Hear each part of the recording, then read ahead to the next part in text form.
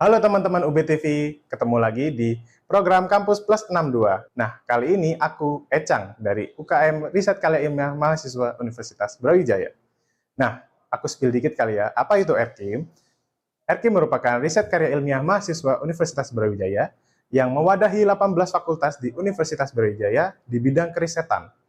RKIM terdiri dari 4 departemen, yaitu 1 karya ilmiah, 2 HRD, 3 R&D, dan 4 Public Relation.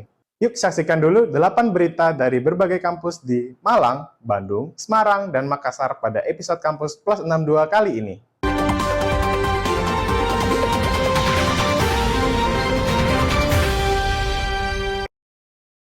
Pusat Investasi Pemerintah menggandeng Fakultas Vokasi untuk melakukan pelatihan kepada account officer lembaga keuangan non-bank yang ada di Malang Raya.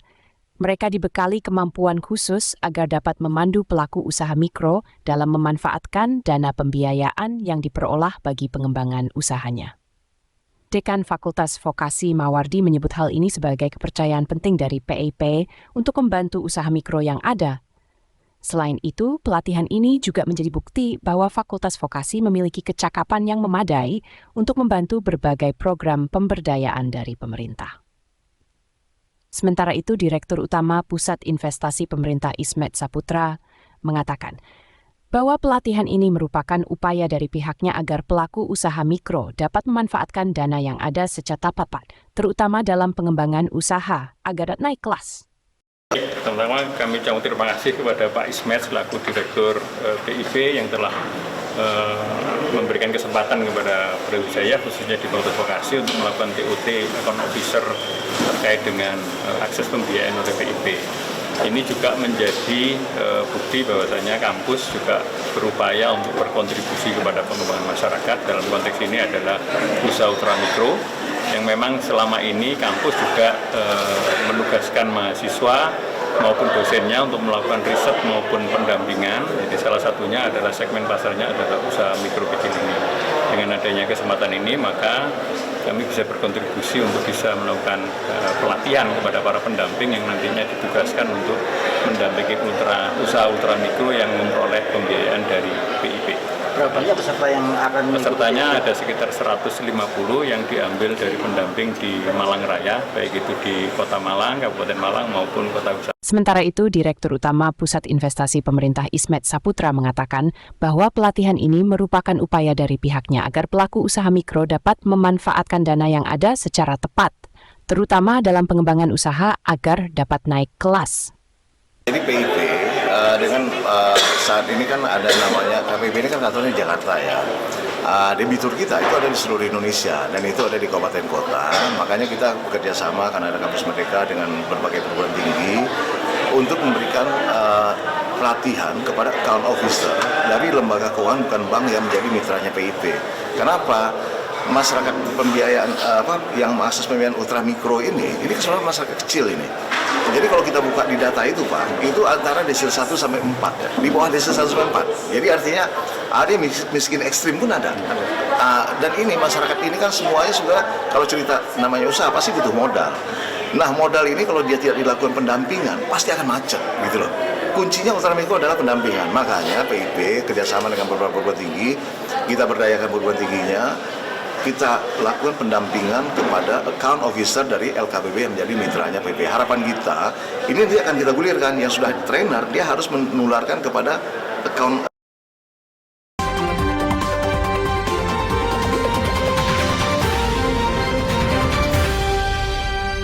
Fakultas Peternakan memiliki perhatian besar pada peningkatan desa wisata di Kabupaten Magetan.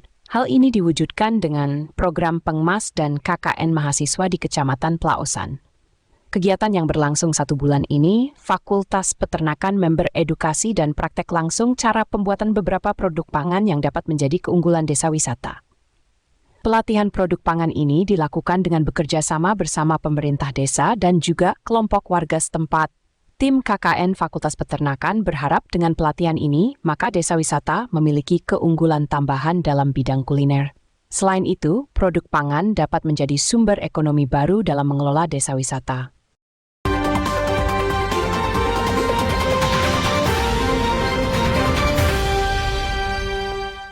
Kopi Jap Gerobak menjadi magnet baru di kalangan mahasiswa.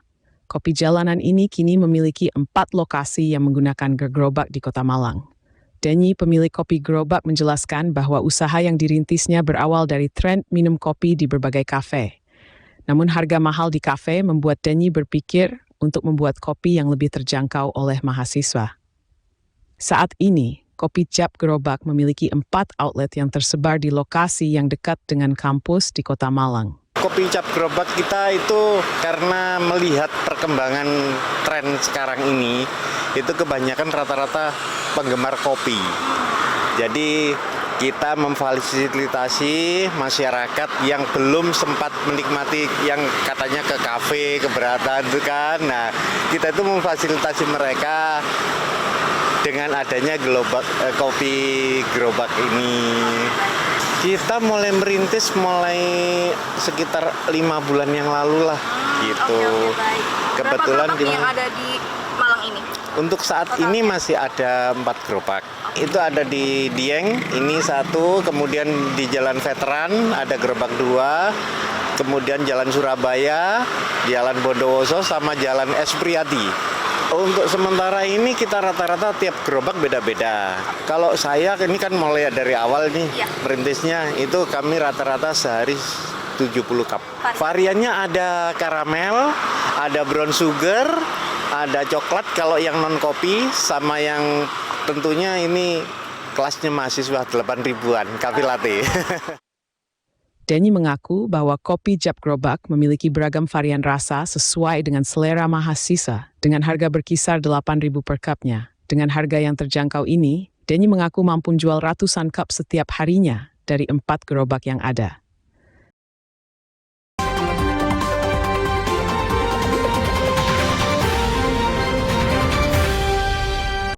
Upacara peresmian dilaksanakan dalam 2 rangkaian yang dilaksanakan di 2 tempat, yaitu Gerha Kandaga dan Balai Sawala, Universitas Padjadjaran. Pada sesi rangkaian pertama, peserta acara diajak untuk melihat Creative Hub yang dibangun di lantai 4 Kandaga, di mana ruang tersebut disediakan bagi kawan-kawan penyandang disabilitas yang ingin melakukan pembelajaran mandiri.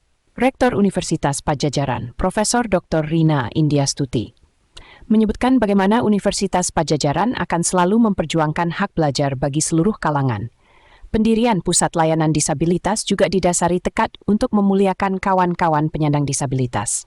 Unpad tentu saja menekatkan komitmen itu. Kalau selama ini Unpad sudah membiasakan menghadirkan juru bicara isyarat, menghadirkan kegiatan volunteer membantu kaum mahasiswa yang berkebutuhan khusus. Nah, sekarang kami lengkapi dengan pusat layanan disabilitas, di mana di suatu tempat di lantai 4 itu teman-teman disabilitas bisa melakukan pelengkapan pemahaman terhadap pembelajaran sesuai program studinya di atas pelengkapannya.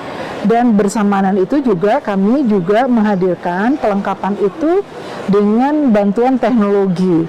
Jadi kami yakin bahwa mahasiswa yang berkebutuhan khusus juga punya potensi dan prospek, tidak hanya menguasai ilmu pengetahuan tapi juga kemampuan digitalnya. Jadi itu cocok dengan masa depan. Pada rangkaian kedua, sesi seminar dilaksanakan di Balai Sawala. Di sesi seminar tersebut, Komnas Disabilitas dan LLDikti menyuarakan pesan untuk memperjuangkan keadilan dan kesetaraan bagi kaum disabilitas untuk menimba ilmu berkualitas.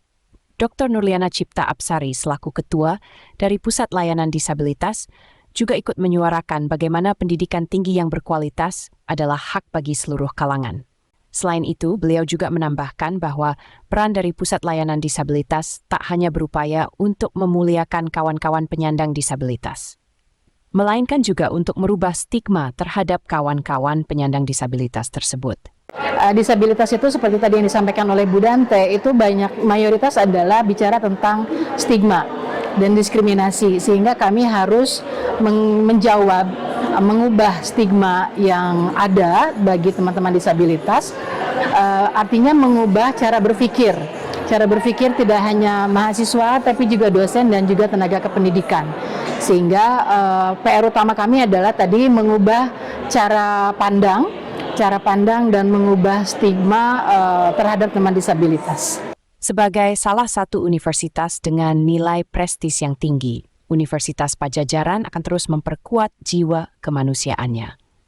Profesor Rina juga memiliki harapan dalam bagaimana peran Pusat Layanan Disabilitas dapat memberi dampak positif yang besar bagi kehidupan masyarakat. Kalau UNPAD semakin maju, sekarang alhamdulillah semakin maju ya, maka tentu saja kita harus semakin peduli bahwa kemajuan UNPAD ini sebagai institusi pendidikan ya harus bisa diakses oleh semua kalangan, tadi inklusif.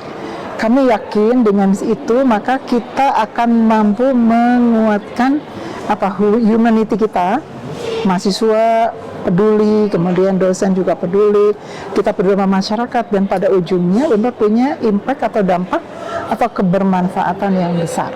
Semua kalangan memiliki hak untuk menimba ilmu yang berkualitas tinggi dan setara. Dengan pembentukan Pusat Layanan Disabilitas ini, Universitas Padjadjaran akan terus memperjuangkan hak-hak teman-teman disabilitas. Dari Jatinangor, Sumedang, Tim Liputan Divia UNPAD TV untuk UTV.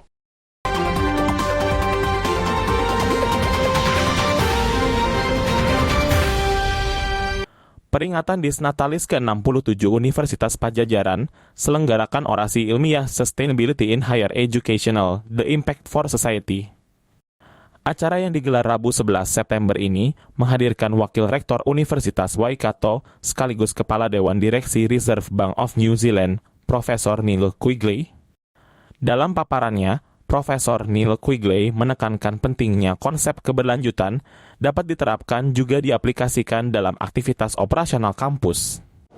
What we do on campus, our commitment to sustainability as universities, and modelling what we teach our students in the way that we operate our campuses. The image here is of the newest building on the University of Waikato's main campus. And it was built with structural engineered timber beams.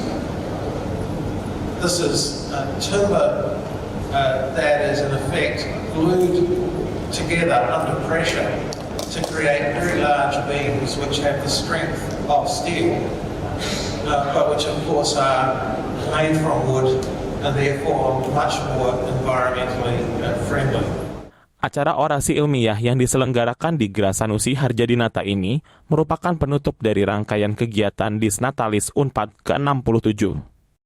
Selain orasi ilmiah, terdapat kegiatan penandatanganan MOU antara UNPAD dengan The University of Waikato, New Zealand, dan The University of Catania, Italia, serta launching kolaborasi riset, Center for Harm Reduction Research. Selain itu, dalam Disnatalis ke-67 ini, UNPAD memberikan anugerah penghargaan seperti Anugerah Padjadjaran Utama, Satya Karya Bakti Mahaguru, Satya Karya Adi Siswa Padjadjaran yang diberikan kepada para dosen yang telah berkontribusi untuk Universitas Padjadjaran. Ditemui usai menutup puncak Disnatalis ke-67 Universitas Padjadjaran, Rektor UNPAD Profesor Rina Indiastuti menyebut UNPAD selalu adaptif terhadap tantangan di setiap zaman serta berdampak dan bermanfaat. Dirinya juga berpesan agar ke depan warga UNPAD semakin sukses dan bahagia. 67 tahun itu perjalanan UNPAD, kalau jujur tahapannya itu terus berjalan ya, kayak tadi saya bilang kayak naik tangga, naik terus, walaupun tiap tangga berbeda lingkungannya, karena tantangannya setiap zaman kan berbeda, tapi artinya UNPAD selalu bisa adaptif terhadap zaman apapun, tantangan apapun. Alhamdulillah ya, UNPAD tetap adaptif, tetap bisa melakukan capaian-capaian yang tentu harapan dari masyarakat UNPAD dan stakeholders UNPAD untuk UNPAD menjadi institusi yang berkualitas unggul, bereputasi dunia, dan yang penting adalah menebar kebermanfaatan bagi masyarakat. Perayaan Disnatalis ke-67 UNPAD semakin meriah dengan pemotongan kue oleh Rektor Universitas Padjadjaran bersama para dekan fakultas yang ada di Universitas Padjadjaran. Rektor UNPAD juga menyempatkan bersalaman satu persatu dengan para guru besar yang hadir di puncak perayaan Disnatalis ke-67. Selamat Dis Natalis ke-67 Universitas Pajajaran, Unpad unggul berdampak dan mendunia. Dari Bandung, Jawa Barat, tim Divia Unpad TV melaporkan.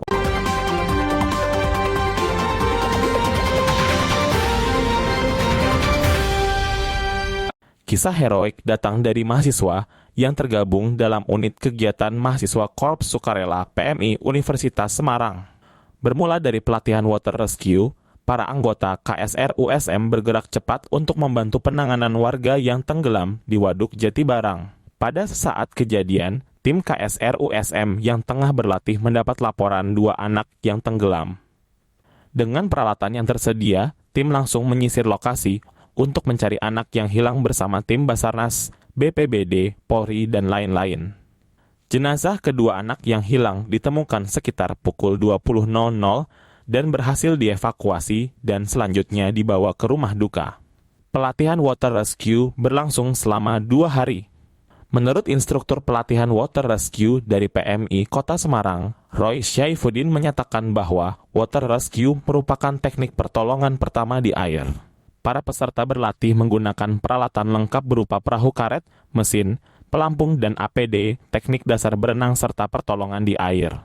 Roy menyatakan hal ini bertujuan untuk mengedukasi serta menambah skill para peserta. Yang bertujuan memberikan pembekalan dasar kepada anggota KSR, terutama di KSR unit PMI Universitas Semarang, ya, terkait dengan materi-materi dasar pertolongan di air. Jadi ketika nanti terjadi suatu bencana banjir, kemudian ada korban hanyut, ataupun pada saat melaksanakan distribusi bantuan untuk korban bencana, kawan-kawan ini, adik-adik ini sudah memiliki bekal terkait dengan itu.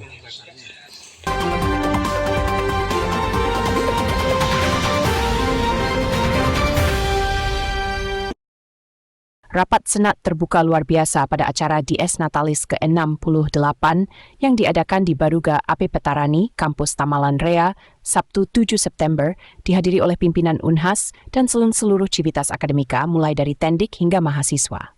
Upacara Dies Natalis ke-68 ini juga dihadiri langsung oleh PJ Gubernur Sulawesi Selatan, Profesor Zudan Arif Fakrullah, dan Gubernur Kalimantan Utara, Dr. Hazainal Arifin Paliwang, SHM Hum. Dalam peringatan Dies Natalis ke-68 Universitas Hasanuddin, Rektor Unhas Profesor Jamaluddin Jompa memberikan sambutan yang menyoroti perjalanan panjang universitas dalam upayanya mencerdaskan generasi penerus bangsa. Profesor JJ mengungkapkan rasa terima kasihnya kepada para pemimpin termasuk 3 mantan rektor yang hadir. Rektor juga menyatakan bahwa persatuan dan kekompakan adalah modal utama untuk mencapai misi bersama. Slogan Unhasku Bersatu, Unhasku Kuat dapat diwujudkan untuk meraih prestasi kelas dunia. Saat ini Unhas telah meraih berbagai prestasi di berbagai bidang seperti akademik, kemahasiswaan, perencanaan, dan pengelolaan sumber daya. Yang bergengsi Unhas meraih Gold Medal SNI Award, yang menjadikan Unhas sebagai satu-satunya universitas di Indonesia yang menerima penghargaan tersebut. Rektor juga mengumumkan beberapa inisiatif baru yang akan segera diluncurkan, seperti pendirian Bank Unhas, Walesi Research Institute, serta dukungan dari JICA untuk pengembangan Science Technopark atau STP. Selain itu, upaya penyelesaian masalah tanah perdos juga akan dilanjutkan. Ucapkan selamat berdinas natalis Universitas Hasanuddin yang ke-68. Semoga di usianya ini akan semakin produktif, semakin berkontribusi ya untuk kemaslahatan masyarakat, industri, pemerintah, dan juga tentu alam ya. Sehingga keberadaan Universitas Akademika Unhas bukan hanya bermanfaat secara lokal, tapi juga mendapat recognition dunia dan menjadi kebanggaan bersama. Sehingga menjadi platform, menjadi rumah bersama yang membuat kita kemudian bergairah untuk berkontribusi nyata secara bersama-sama. Ya. Dalam rangkaian upacara Dies Natalis ke-68 ini, beberapa program dan produk baru turut diperkenalkan seperti Toga Universitas Hasanuddin, revisi buku A. Amiruddin, Unhas TV Digital, kapal Unhas Explorer 2, dan berbagai inovasi unggulan lainnya. Dari Makassar, tim liputan Unhas TV melaporkan untuk UTV.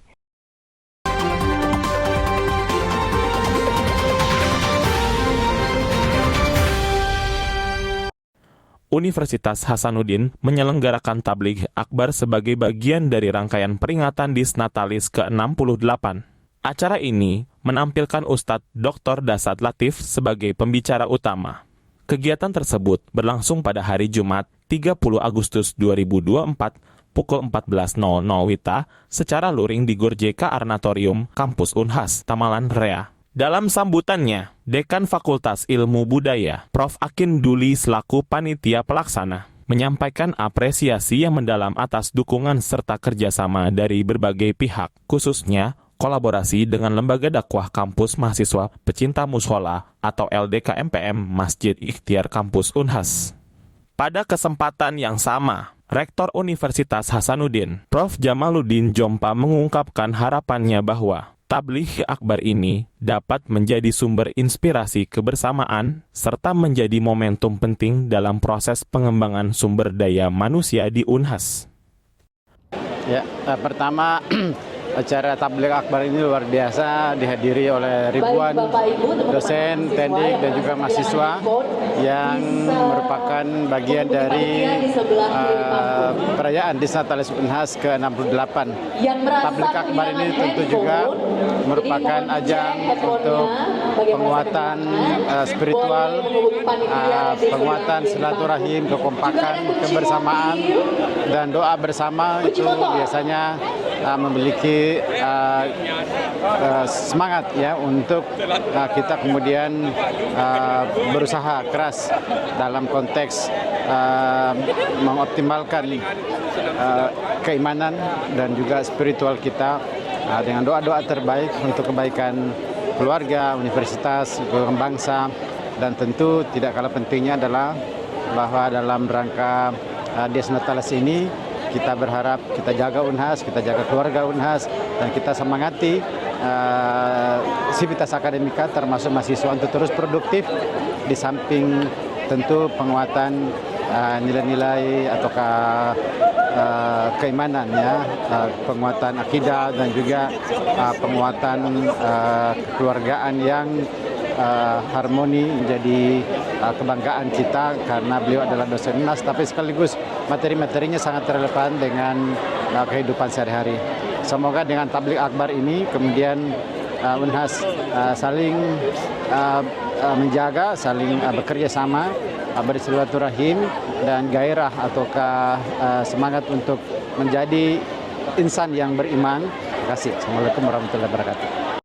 Prof. Jamaluddin Jompa menekankan bahwa pendidikan di Universitas Hasanuddin tidak hanya berfokus pada pengembangan intelektual, tetapi juga pada pembentukan karakter yang beriman, agar setiap individu dapat menjadi pribadi yang memiliki integritas, serta kualitas sebagai cendekiawan. Salah satu misi hadirnya bangsa adalah mencerdaskan kehidupan bangsa. Itulah mencerdaskan kehidupan bangsa itu kemudian dalam lagu Indonesia Raya, bangunlah jiwanya, bangunlah raganya. Maka di sini Universitas Hasanuddin punya peran mencerdaskan kehidupan bangsa. Cerdas tidak cukup, tapi juga harus baik imannya. Tabligh akbar seperti ini tadilah untuk membangun iman. Seperti firman Allah, yarfa'illahu alladhina amanu minkum walladhina utul ilma darajat. Allah mengangkat beberapa derajat di antara kalian. Syaratnya dua, iman, ilmu. Jadi Unhas ini selain cerdas juga beriman. Karena iman tanpa ilmu juga susah. Ilmu juga tanpa iman akan pincang. Maka tabligh akbar kita senang Unhas Disnatalis tetap mengedepankan dan tidak melupakan kegiatan keagamaan. Mudah-mudahan ini menjadi motivasi buat semua adik-adik mahasiswa, dosen, pejabat-pejabat untuk kembali selalu memegang agama dalam beraktivitas. Kegiatan ini juga dihadiri oleh Ustadz Dr. Dasat Latif yang memberikan tausiah tentang pentingnya bersalawat untuk mempercepat terkabulnya doa. Ustadz Dasat menjelaskan bahwa salawat memiliki kekuatan khusus yang dapat mempercepat pengabulan doa. Beliau juga menekankan bahwa salah satu misi Universitas Hasanuddin adalah mencerdaskan kehidupan bangsa yang tidak hanya menitik beratkan pada kecerdasan intelektual, tetapi juga pada kekuatan iman atau spiritual. Tablighi Akbar ini diharapkan dapat menjadi momen yang mengingatkan kembali seluruh sivitas akademika Unhas untuk selalu menjadikan agama sebagai landasan dalam setiap aktivitas. Dari Makassar, tim liputan Unhas TV melaporkan untuk UB TV. Gimana teman-teman? Seru kan beritanya? Nah, bagi kamu yang tertarik di UKM Erkim, bisa nih dicek semua sosial media platform kami, yaitu @erkimub. Kami juga akan oprek pada semester genap. Oh iya, Kampus Plus 62 hadir setiap hari Jumat pukul 14.30 dan juga tayang di YouTube UB TV Brawijaya setiap Minggu pukul 1 siang. Jangan lupa subscribe, like, komen, dan share agar tayangan UB TV makin bagus.